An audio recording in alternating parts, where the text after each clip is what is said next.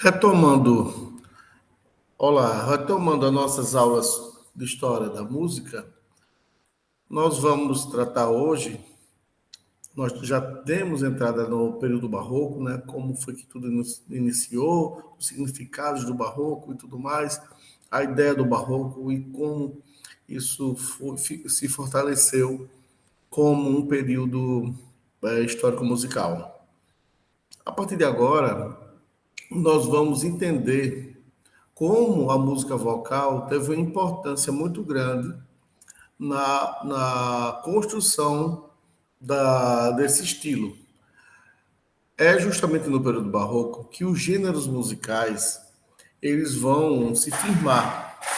Então, por que os gêneros musicais são importantes? Porque a partir dos gêneros musicais que vai haver um tipo de desenvolvimento um pouco diferente daquele desenvolvimento que é do renascentismo, do renascimento.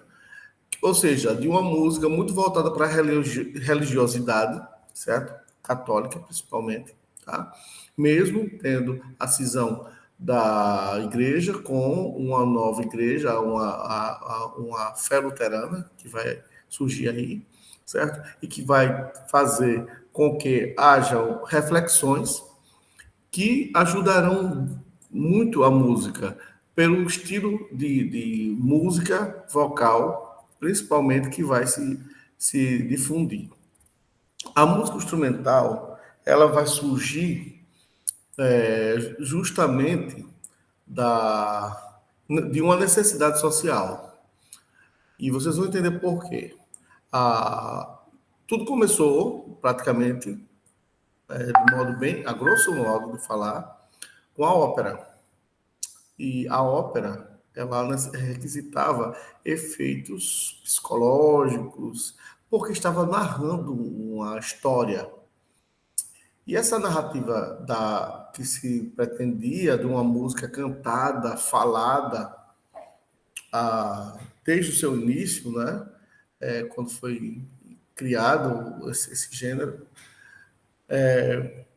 desde do início, o que a música instrumental passou a ter uma importância que antes não se tinha.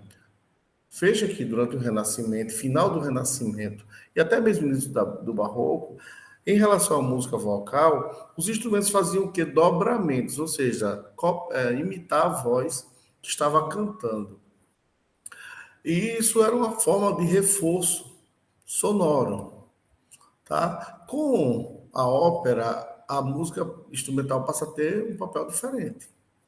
Eu vou apresentar para vocês justamente os slides. Deixa eu ver aqui como é que eu faço. Eu tenho que deixar ele ativo aqui.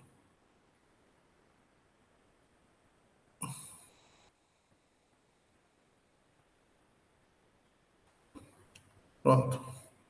Eu vou apresentar os slides que a gente pode ilustrar um pouco mais essa ideia que eu estou apontando. Tá? De qualquer forma, eu vou fazer uma explanação bem rápida, tá? Até porque o texto ele requer que a gente aprofunde um pouco mais e a gente não vai ter esse tempo. Então, ópera e música vocal no Barroco. Então, ao longo da segunda metade do século XVII, a ópera difundiu-se por toda a Itália, chegando também aos países. O principal centro italiano ainda era Veneza, na verdade. Vocês lembram de Veneza da aula passada, cujos teatros de ópera eram famosos em toda a Europa. O que é que tem de interessante nessa ópera veneziana? Vocês vão começar a entender que há um protótipo de criação de uma música instrumental a partir daquilo que está sendo feito, porque os modelos estavam partindo muito da ópera. Os modelos, os gêneros, as organizações, conjuntos instrumentais e tudo mais, e vocais também. A ópera veneziana desse período era cênica, ou seja, uma ópera encenada e musicalmente esplêndida. É certo que as intrigas eram um amontoado de personagens, situações inverossímeis, uma mistura irracional de cenas sérias e cômicas, servindo meramente de pretexto para as melodias agradáveis, o bel canto, os solos, melodia, bel canto a solo e efeitos cênicos surpreendentes, com nuvens transportando um grande número de pessoas, jardins encantados e metamorfoses. Gente, o que é que tem isso de relevante em relação à música, à vocal? A gente passa a ter agora uma encenação em que é preciso.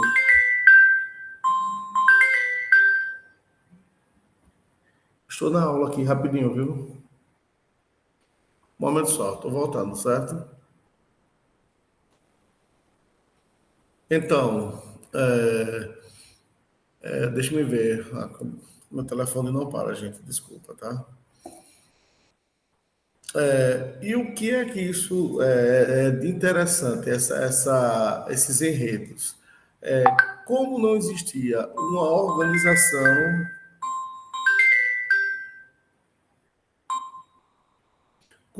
como não existia uma organização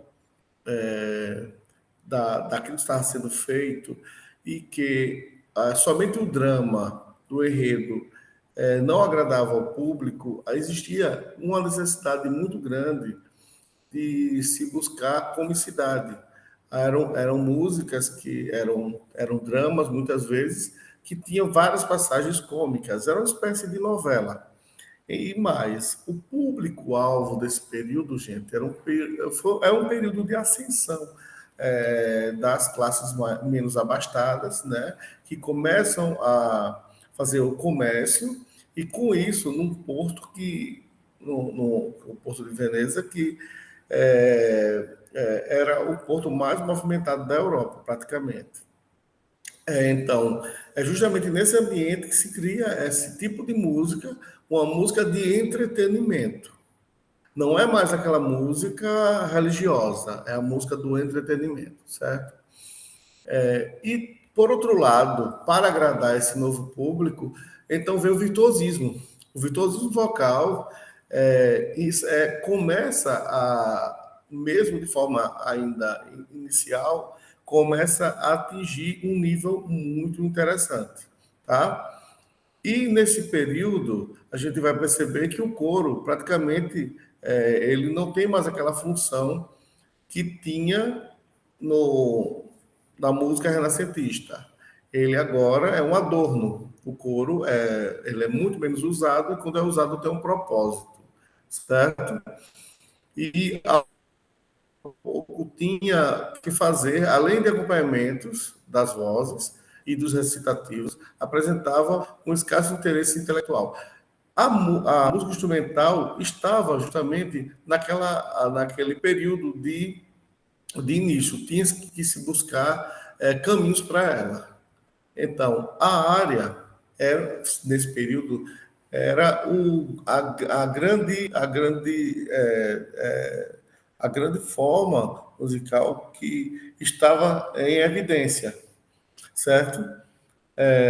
E há, nesse meio agora, uma busca também daquilo que era o popular, que era cantado nas ruas, da forma como se cantava nas ruas, e estava se adentrando ao teatro. Nesse período, alguns compositores ficaram evidenciados, como Pietro Simone Agostini, também Antônio Sartório. E o interessante é que esses compositores eles compunham obras que estavam carregadas com a tradição que vinha desde o Renascimento. Lembre que o Barroco não vai ser um período em que se cessa os fazeres de um estilo renascentista e se passa todos, de uma única vez, a compor de acordo com os novos paradigmas de um estilo barroco. Lembre, como falei na aula passada, que o barroco foi dado esse nome posterior até a sua existência, tá? Bem posterior, por historiadores que viram a relevância chamar esse período de barroco musical. Então, como era esse estilo napolitano desses compositores? Na ópera italiana, começaram a manifestar-se, ainda antes do fim do século XVII, tendências nítidas no sentido de uma estilização da linguagem e formas musicais. As formas musicais realmente vão ter um peso muito grande aqui, porque é a partir dessas formas musicais, desses modelos, que se vai se criar a padronização. O barroco nesse período vai ser um período em que vai se padronizar, gente, desculpa, vai se padronizar as formas. Pelo menos vai se criar e elas vão evoluir de acordo com os períodos posteriores, no classicismo, no romantismo, até no século, a música do século XX. Gente, eu vou desligar esse telefone.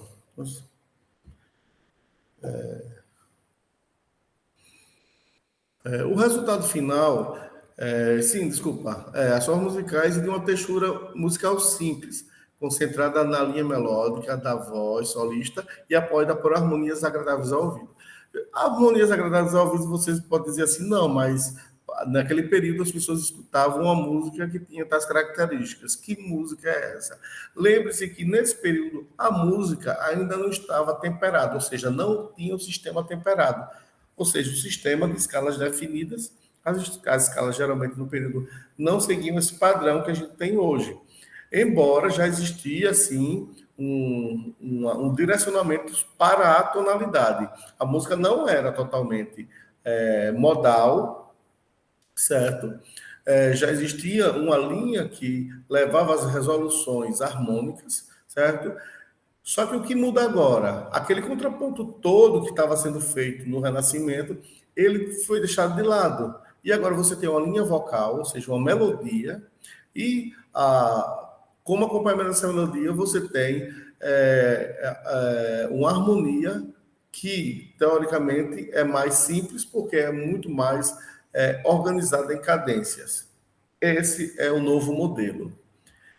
O resultado final foi um estilo de ópera mais preocupado com a elegância e a eficácia externa do que com a força e a verdade dramática. Mas as fraquezas dramáticas eram muitas vezes compensadas pela beleza da música. Então, nesse novo estilo, que se tornou dominante no século XVIII, desenvolveu-se principalmente em Nápoles, sendo que isso muitas vezes foi chamado de estilo napolitano. É interessante a gente ver isso como uma ideia que foi criada em Veneza ganha corpo em Nápoles. E então, a gente tem a área, que a gente acabou de falar, como é funcionário, a melodia cantada, mas também a gente tem o recitativo. Os compositores encontraram um meio de fazer a ópera e aquele enredo que contava a história da ópera, né? A ópera é um drama, né? Um drama, ou seja, tem um texto por trás, né? E esse texto ele precisava ser contado para que pudesse ser entendido. Somente aquela área de ópera ela não explica o contexto em que está se contando aquela história. Por isso o recitativo foi criado. Basicamente, dois tipos de estilo de recitativo. Um recitativo seco, ou seja, apenas falado, muitas vezes com pequenas entonações, e o recitativo acompanhado. Né? Isso é muito interessante do ponto de vista do desenvolvimento da ópera, onde você vai colocar esse estilo mais de um recitativo mais arioso, certo? Ou de um recitativo que não vai ter essa característica de acompanhamento instrumental. Por exemplo, muitas vezes é apenas a voz recitando, por isso recitativo, recitando um texto. Eu estou resumindo, gente, bastante para que a gente chegue ao final, né, da aula, uma aula mais curta, mas que tem esse entendimento total desse desenvolvimento. Então, é interessante que vocês entendam que no início da ópera nós vamos ter um enredo, que conta a história dessa ópera, há um texto por trás, né? Existe um tipo de música que é a área, que ela vai estar em várias partes, né? Do contexto da ópera, e que essa música ela tem o papel de trazer aquele traço melódico e tudo mais, certo? Principalmente levando características de virtuoso vocal, de trechos melodiosos e tudo mais, de modo a agradar aos espectadores. Por outro lado, você tem os recitativos, tanto o recitativo que é muito próximo da área, que é justamente o recitativo acompanhado, que às vezes ele é muito bem construído de modo a permitir que você entenda um contexto harmônico por trás do recitativo, mas é um recitativo porque há trechos em que a melodia que está sendo cantada ela está sendo também recitada, porque muitos recitativos as notas são definidas. Enquanto em outros recitativos você tem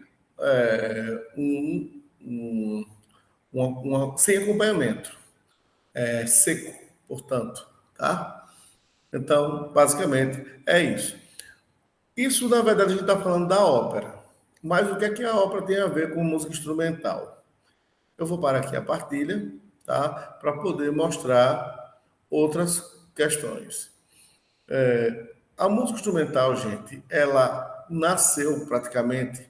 Claro que já existia todo o sistema de música instrumental, que aos poucos estava se desenvolvendo, principalmente com a luteria que começou a ser trabalhada nesse período por conta da demanda. Você tem uma sociedade que não tinha condições de comprar, sei lá, uma bota e de repente passa a ter isso aos poucos, tá? Porque começa então a ter um comércio forte, então a moeda começa a circular naturalmente e você começa então a ter mais recursos.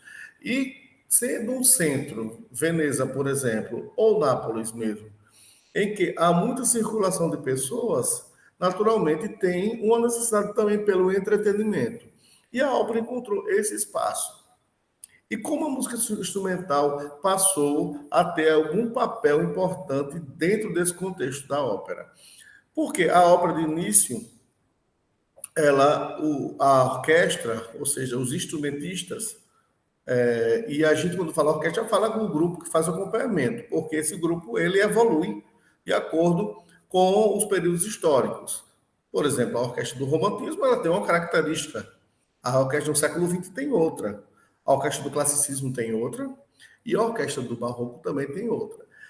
Em cada período desse, gente, seja no barroco inicial ou barroco tardio, o que acontece é que é a tecnologia que vai fazer com que a, a proliferação sonora dos instrumentos, a técnica instrumental, tudo isso possa ser, então, desenvolvido. E o que é que aconteceu no Barroco foi que os instrumentistas estavam lá na orquestra e ficavam esperando para acompanhar o grupo. Então, o público chegava antes. Todo para o público de ópera, eu vou caracterizar mais ou menos como funciona o público de ópera desse período. Ia com a família, levava muitas vezes uma porção de frango, de alguma coisa de carne. Os teatros populares, vejam só, eles eram, na verdade, teatros que recebiam um público diverso. E as pessoas levavam muito comida para o teatro. Era a ideia de você assistir um espetáculo de algumas horas. E mesmo pequenas operetas, etc., existia toda a preparação. Então, como é que funciona essa preparação? Para vocês entenderem mais ou menos como funciona, a música das áreas, essas músicas eram tocadas antes. Aos poucos, isso se evidenciou que era necessário fazer as aberturas das óperas. Essa ideia de ficar tocando as melodias da ópera para que o público ficasse memorizando, levou as pessoas, um pouco depois, os compositores, a escreverem as aberturas. E as aberturas eram instrumentais. Nas aberturas, o que é que estava contido naquela música da abertura? Estava contido os temas das áreas mais importantes. Era trabalhada a relação temática justamente na abertura. Quando as pessoas escutavam a abertura, já escutavam as músicas, era uma mensagem que a orquestra dava para quando fosse o cantor, a cantora fosse fazer aquela área, então já se tinha noção da melodia. Então, esse desenvolvimento da temático, que é da composição, esse desenvolvimento instrumental a partir de um conteúdo vocal, fez com que os grupos necessitassem de melhores estruturas. Assim, a música instrumental começou a se difundir, porque, naturalmente, ela já existia uma música instrumental, desde o período renascentista, certo? Então, há uma ideia em torno dessa construção. Assim, a ópera teve um papel importante dentro dessa construção de música instrumental. Só que, durante o período barroco, vai acontecer algo que vocês vão achar super interessante. Vocês lembram do início das slides em que eu falo do virtuosismo vocal? Então, os cantores de ópera, eles eram muito paparicados, porque eles cantavam a música e faziam floreios vocais que chamavam muita atenção. Os instrumentistas, inspirados certamente nessa ideia, começaram então a buscar em seus instrumentos a exploração da técnica. Então, com isso, o que é que acontece? Há todo um, um arcabouço de elementos que vão ajudar aos compositores a fazer uma música justamente com essa ideia da espera. Enquanto tem um espetáculo, você fica escutando música. Essa ideia que muitas vezes a gente vê nos tempos atuais, você vai para um barzinho, está lá o artista no palco cantando uma música e todo mundo está conversando nas mesas. Essa ideia não foi criada no barzinho aqui na hora de Maceió. Essa ideia foi criada há muito, muito tempo. A ideia da escuta desinteressada. Então, essa música, como é que começou dessa forma, ela recebeu uma outra característica, que é justamente a música de dança. Começou-se a fazer, dentro das pequenas óperas, interlúdios, ou seja, para mudar o cenário que estava numa parte lá era um cenário X. Tinha que mudar o cenário para ficar condizente com a outra cena, que estava lá no enredo da ópera. E entre essas partes eu vou fazer o quê? Então, a ideia dos interlúdios instrumentais. E isso não vai ser feito, digamos assim, no início, não. Por exemplo, no início do barroco. Então, isso vai se desenvolver durante o barroco. Então, a música instrumental vai ganhar força a ponto dela se apartar totalmente da ópera ou de qualquer música vocal. Justamente nesse período em que se evidencia a, a, o virtuosismo da composição. Então, eu vou só ilustrar aqui uma pequena parte para poder dar um exemplo. E aqui é bem pequeno, gente, tá? Então, esse desenvolvimento instrumental principalmente esse que vai acontecer no barroco tardio, ou seja, que é o tipo de transição para que alguns chamam de de rococó, finalização do barroco. É, então, o barroco vai ter tantas fases, e a sua fase final vai se chamar rococó, que é justamente o período que vai ser de transição para o classicismo, quando um novo estilo, que é o estilo clássico, começa então a aparecer.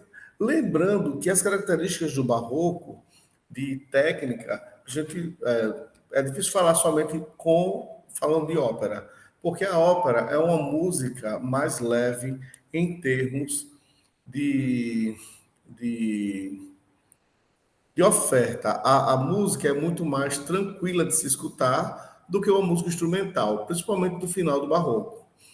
Porque todas as características, baixo contínuo, melodia acompanhada, uma harmonização praticamente em cada tempo da música. Tudo isso são características adquiridas pelo barroco. Mas o barroco também tem outras características que estão misturadas e que vão ser retiradas do barroco para se criar aquele estilo clássico. Por quê? O ritmo harmônico no barroco ele é ativo, ou seja, é um ritmo que acontece o tempo todo, muito rapidamente.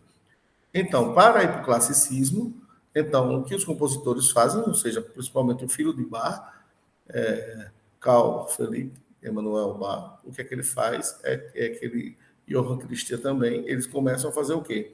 Eles começam a passar mais tempo com harmonia e, durante esse período, digamos, 4 pulsos, com a única harmonia, ele pode fazer floreios.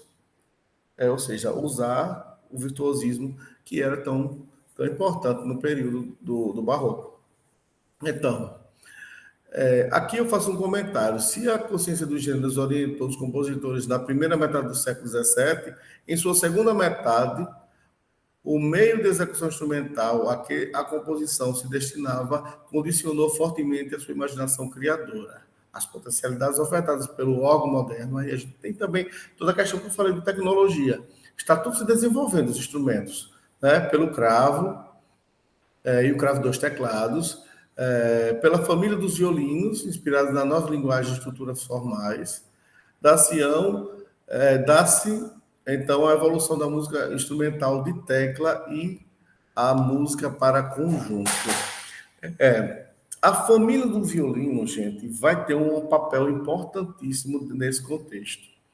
E aí, o violino, na verdade, ele de início, ele é um instrumento único, um instrumento cigano, um instrumento de pouca aceitação social, justamente porque era um instrumento muito utilizado pelos ciganos. Mas esse instrumento, quando ele vai para o palco, ele vai levar uma carga justamente emocional muito grande. E a carga de execução instrumental, que já estava fluindo dentro da música do período, faz com que o instrumento se torne um dos mais expressivos.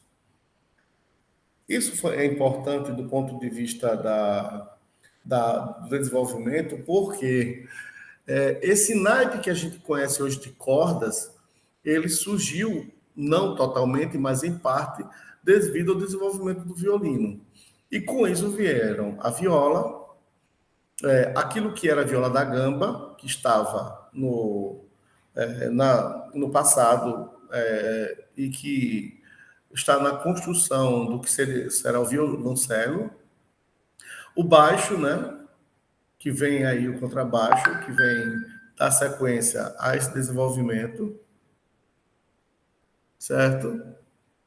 E faz com que a família seja criada. Então, o desenvolvimento. Por outro lado, tem os instrumentos de tecla e sua evolução natural.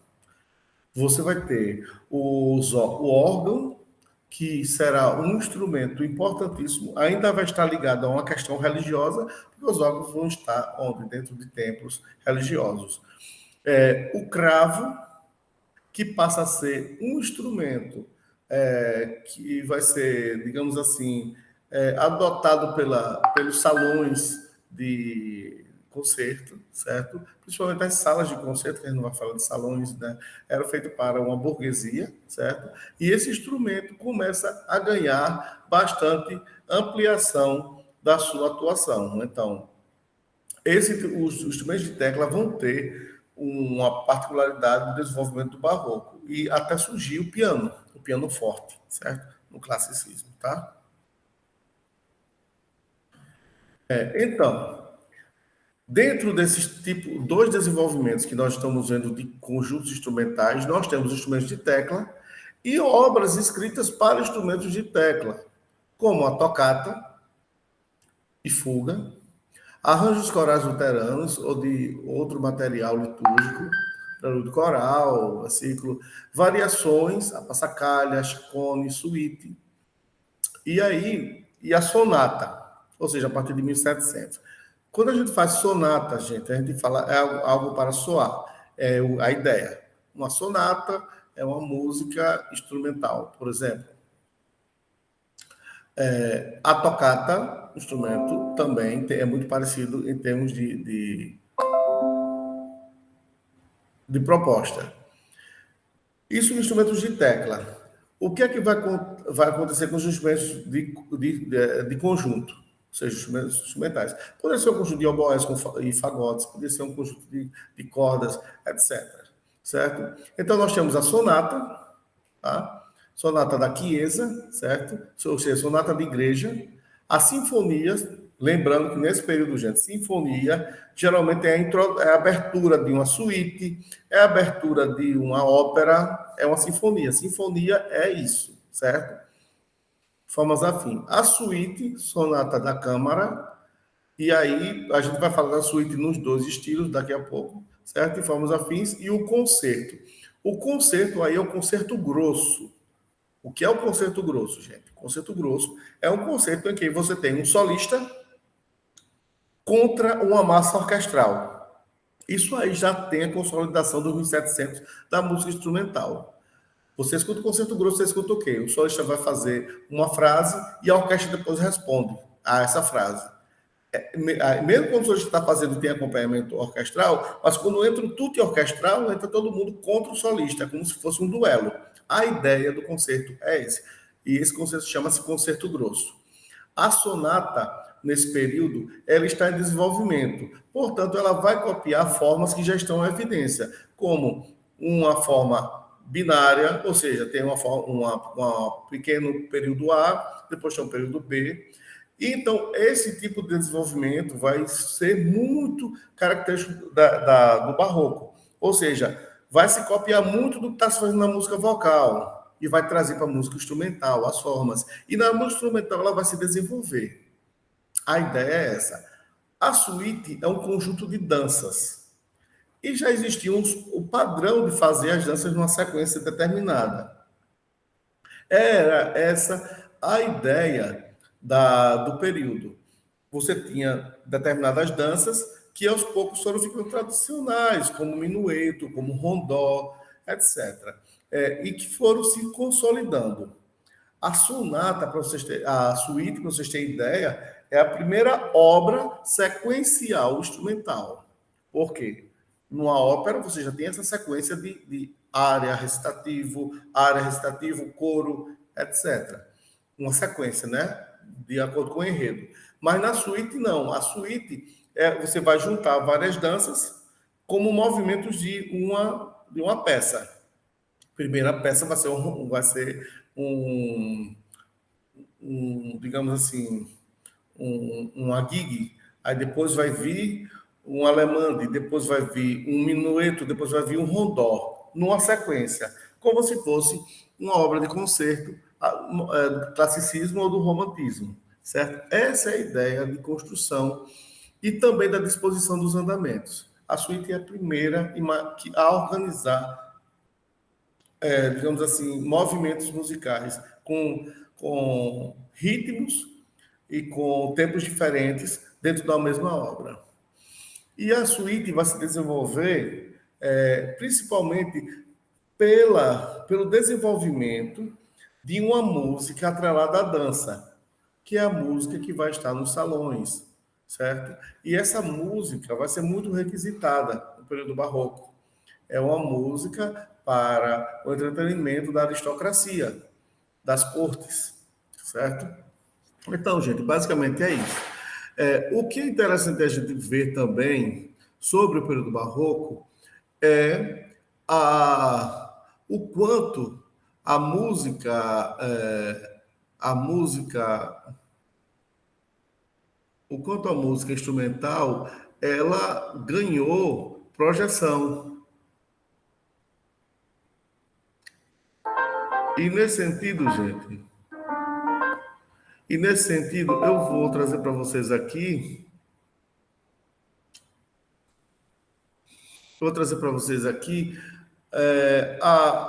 o que eu digo que é a obra mais, tem o gênero musical de composição mais, digamos assim, mais elaborado.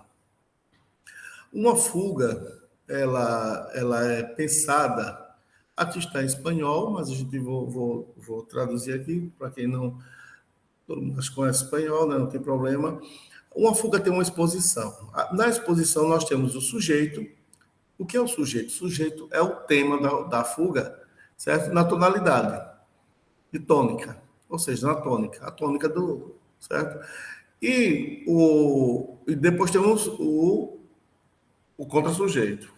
Contra-sujeito é o sujeito na tonalidade da quinta, ou seja, da dominante. Sujeito contra sujeito. A gente tem sempre um outro elemento que vai fazer contraponto ao sujeito e contra sujeito, certo? E o que é que vai acontecer? Desculpa, sujeito e resposta, perdão, me atrapalhei aqui. Sujeito e resposta. O sujeito é a tônica, a resposta é a dominante. É o mesmo tema, só que transposto a dominante. Enquanto o contra-sujeito é justamente o contraponto que se faz ao sujeito ou o contraponto que se faz à resposta. Praticamente é isso. Isso vai acontecer na exposição. A exposição é quando o compositor vai fazer sujeito, resposta, certo? Contra-sujeito e contra-sujeito aqui. E aí ele faz essa ideia, certo? Expõe, respõe, etc., quando ele queira. A partir daí, ele pode usar no desenvolvimento, certo? Ele pode dividir em parte, fazendo episódios, ou seja, fazendo transições, em que ele pode usar os elementos da exposição, ou seja, do sujeito, portanto, já que a resposta é o sujeito na dominante, é o mesmo tema, então ele pode usar esses elementos melódicos ou rítmicos aqui e vai desenvolvendo. Justamente no desenvolvimento é a oportunidade que ele tem de explorar as tonalidades afins da tônica. Então, ele vai explorar as tonalidades, tal, até chegar num determinado momento que ele vai ter que fazer trazer um elemento novo, que é a reexposição, praticamente. Nessa reexposição, quando ele volta à tônica e ele tenta fazer com que sujeito e resposta possam fazer contraponto um ao outro. Ou seja, você fazer uma melodia na tônica e a melodia dominante em determinado trecho entrar e ser harmonicamente possível. E aí a gente tem esses estretos, certo? Colocados. Geralmente na fuga você tem uma corda onde você anuncia o final, porque é um exercício tão mental que dificilmente a gente consegue entender quando é que ele vai terminar. Então, alguns professores fazem uma corda. Nessa corda, geralmente ele tem um pedal que faz com que você perceba que, olha, está chegando ao final, o pedal foi ativado, o pedal, ou seja, nota longa, certo? Na parte inferior, ou pode ser também um pedal agudo, não tem problema, pode ser isso também, certo? E aí, então, ele cadencia para terminar. Vamos ver aqui, eu vou comentando o que ele está fazendo, tá? Temos aí o sujeito, certo?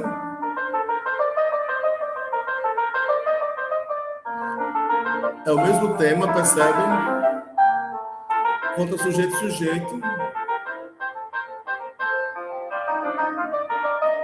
E aí ele colocou um novo contra-sujeito. Para ficar mais harmonioso, certo? E aí uma repetição, certo? E aí vem o desenvolvimento. Percebam que está mudando tonalidade. E aí faz uma inversão usando as técnicas de contraponto.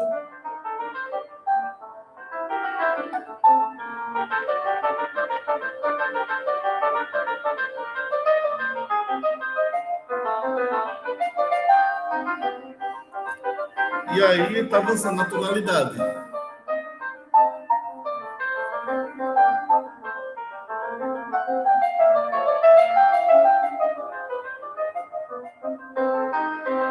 Voltou novamente o tema, terminando o desenvolvimento da peça.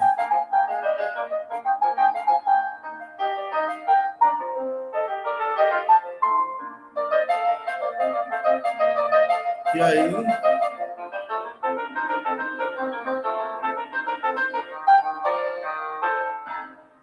cadencia e termina a música.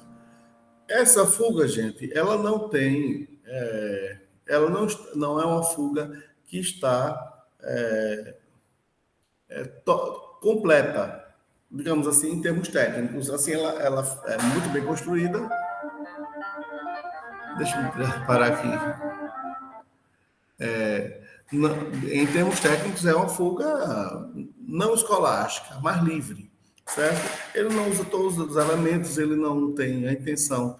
Porque a fuga, ela tem esse princípio. Tem uma fuga que é escolástica, mas fuga de escola mesmo, para ensinar o beabá, ela tem todos os princípios. Sujeito, resposta, contra-sujeitos, que são possíveis de se colocar, estretos, pedal, todos esses elementos eles aparecem nessa fuga. Nem sempre a gente tem isso, mas o que eu quis mostrar foi a genialidade da escrita. É uma música que é contrapontística, lembrem que a importância de todo o renascimento e tudo que se criou, você vai encontrar na fuga, entendeu? Aumentação, diminuição, retrógrado, tudo retrogradação, tudo isso é pensado de modo que a música fique mais intelectualizada. Imagina só você escutar uma obra que foi composta há mais de 300 anos e essa obra ela tem uma característica intelectual muito forte, entendeu? A ideia da música instrumental era buscar também um virtuosismo também na escuta. Então, poucas pessoas tinham acesso porque a música era feita em tempo real. Era isso que acontecia, certo? Então, revisando tudo, nós tivemos um desenvolvimento muito forte de Veneza. Veneza criou todo um ambiente propício por conta do seu comércio forte, era o seu porto permitia a circulação de muitas pessoas e houve uma necessidade social pelo entretenimento. A música de entretenimento, então, se começou a fazer enredos cantados, e esses enredos que passaram a ser cantados começaram a se estruturar baseando-se naquilo que se fazia na época. Então, as áreas foram criadas, os recitativos foram criados, tudo isso, e houve a necessidade de acompanhamento instrumental. Os instrumentos estavam em seu período de evolução, instrumentos musicais, e começaram a fazer parte do contexto das óperas. E aos poucos foram ganhando espaço da música instrumental dentro da própria ópera, como as aberturas ou sinfonias, né? As aberturas das óperas ou sinfonias, que era nada mais, nada menos do que pegar os temas todos das áreas ou aquelas mais importantes e trabalhá-los durante essa abertura, ou seja, como temática da abertura. Depois, e outra coisa, gente, geralmente o compositor de ópera não fazia abertura, ele encomendava para um artista, um compositor. Faz aí a abertura da minha ópera. Às vezes ele nem sabia fazer, gente, só para nós, não falo para ninguém. Mas a ideia era essa, porque o empreendedor de ópera, ele, na verdade, não tinha obrigação de saber tanto, ele tinha que trazer algo que fosse bom para o povo, então alguém tinha que escrever. Muitas vezes ele tinha a habilidade de escrever uma parte, mas não tinha como fazer tudo, porque era tudo manuscrito. Olha lá, mais um detalhe. Não tínhamos programa Finale, Sibelius, nem Musicório. pior ainda. Então, o que é que nós temos, então, depois disso? Uma evolução que sai da música vocal e começa a ganhar corpo. Por quê? Esse virtuosismo vocal, que estava lá na ópera, chegava a cantora, a verdade, começava a cantar, fazia o sucesso, todo mundo ficava louco para estar no outro dia lá só para escutar a soprano cantando, ou aquele tenor, ou um outro barítono, etc. A ideia, então, do virtuosismo foi para a música instrumental, ganhou força na música instrumental. Então, os instrumentistas, muitos inspirados naquele virtuosismo vocal, passaram a fazer também obras que mostrassem a capacidade do instrumento de ser virtuoso. E a técnica instrumental começou a evoluir. Então, há passagens de compositores e instrumentistas desse período muito interessantes, em que se pensa realmente num duelo instrumental. E aí surge aquilo que a gente chama como a grande obra do período, que é o concerto. O concerto vai ser justamente o momento em que o instrumentista vai poder, que é o concerto grosso no barroco, lembrar, né? Sempre fico repetindo, concerto grosso, ou seja, a oposição de instrumentista solista contra a massa orquestral. Isso vai dar um efeito interessantíssimo e vai servir como base. E as outras peças começam a sair da música de dança, das suítes, as formas de organização da música, e também das peças de ópera, como a área da capa, que vai ser o grande exemplo, que vai combinar com a sonata. A sonata, ela é um desdobramento de tudo que está sendo feito no barroco. A sonata, não sonata, obra para teclado ou para conjunto. A sonata forma, certo? A forma sonata, ela é pensada e é uma união de tudo que é aquilo que está sendo feito no barroco. Tá? Dessa forma, a gente tem uma música vocal muito voltada para a ópera e, aos poucos, essa música vocal passa a ir para a igreja com os oratórios. Oratórios são óperas sacras, praticamente. Tá? Muitas vezes sem encenação, claro. Não vai ter encenação no oratório, mas é uma espécie, é pensada como ópera. É tanto que você vai pegar, vamos dar um exemplo fácil para vocês. O oratório O Messias, de Handel. O que é o Messias de Handel? Tem um enredo que é o quê? Retirado da própria Bíblia, o conto da trajetória para chegar no Cristo e a paixão do Cristo, ou seja, a morte, o nascimento, sua vida e morte, certo? E ressurreição. Pegam esse enredo e se faz uma encenação, não uma encenação, porque não há vestimentas, não há palco, não há cenário, e era representado muitas vezes na igreja. Mas contar a história do Cristo, certo? A partir dos escritos bíblicos. Então, uma ópera é o quê? É contar uma história, muitas vezes de amor, um drama, possivelmente, em que você tem várias etapas, vários trechos, vários capítulos daquele enredo, e que você representa com música, certo? É isso a ópera. A ópera tem um detalhe em relação ao oratório, que ela é encenada. Ela tem palco, ela tem vestimentas, ela tem cenário, certo?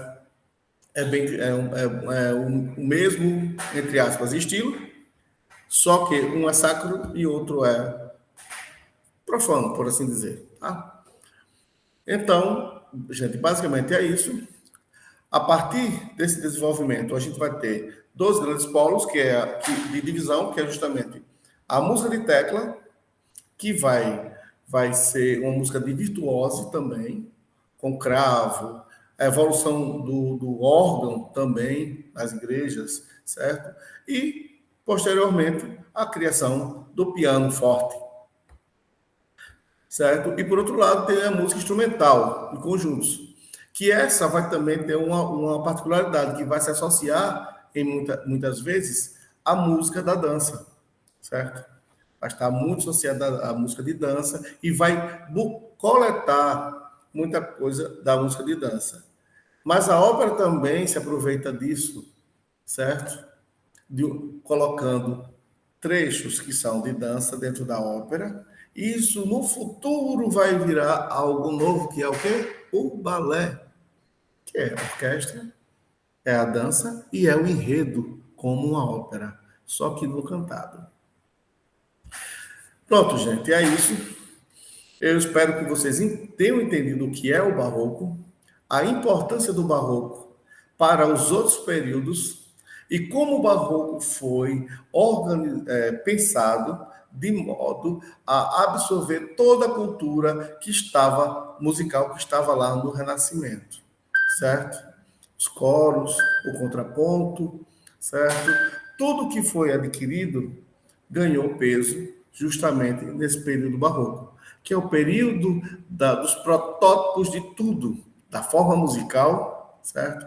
Da técnica instrumental, do virtuosismo, da ópera, do enredo, da música programática, da música que no século XX, ou final do século XIX ainda, vai dar a ideia de uma música que é instrumental, só que tem um enredo escrito, tem um texto escrito, certo? Que é esse tipo de obra vai justamente ser um divisor de água entre a sinfonia, certo? E o poema sinfônico. São informações novas que vocês, ao decorrer do curso, vocês vão conhecer um pouco mais, tá? Espero que tenham gostado da aula, espero que tenham assistido até o final. E vamos até a próxima, certamente com o professor Mário Maroc. Até mais.